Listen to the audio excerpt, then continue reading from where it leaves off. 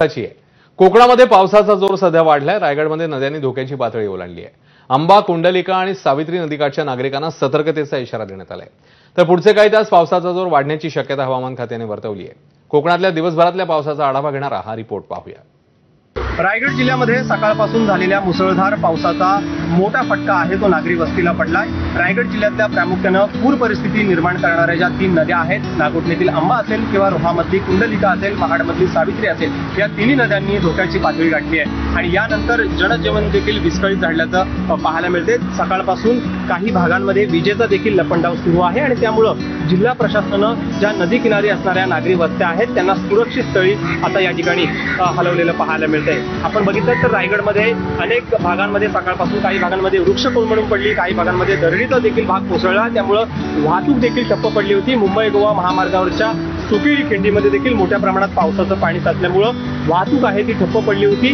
वाहनांच्या देखील मोठ्या प्रमाणात लांबच्या लांब रांगा लागलेल्या पाहायला मिळाल्या आणि त्यानंतर आपण बघितलं तर रायगड जिल्ह्यातली एकंदरीत ही पावसाची परिस्थिती आहे ती जनजीवन विस्कळीत करण्यास कुठेतरी भाग पडत होती।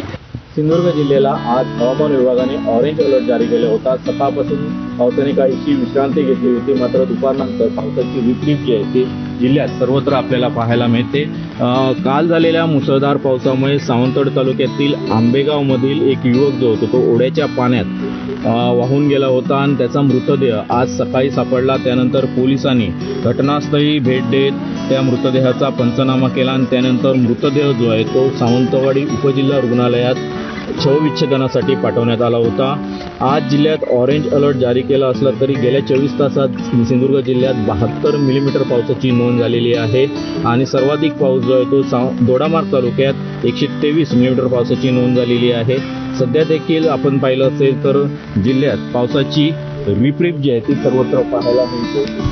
सोमवार मध्यरात्रीपासून रत्नागिरी जिल्ह्याला पावसानं चांगलं झोडपून काढलं। मंगळवारी देखील दिवसभर पावसाचा जोर जिल्ह्यातल्या बहुतांश भागामध्ये कायम दिसून आला।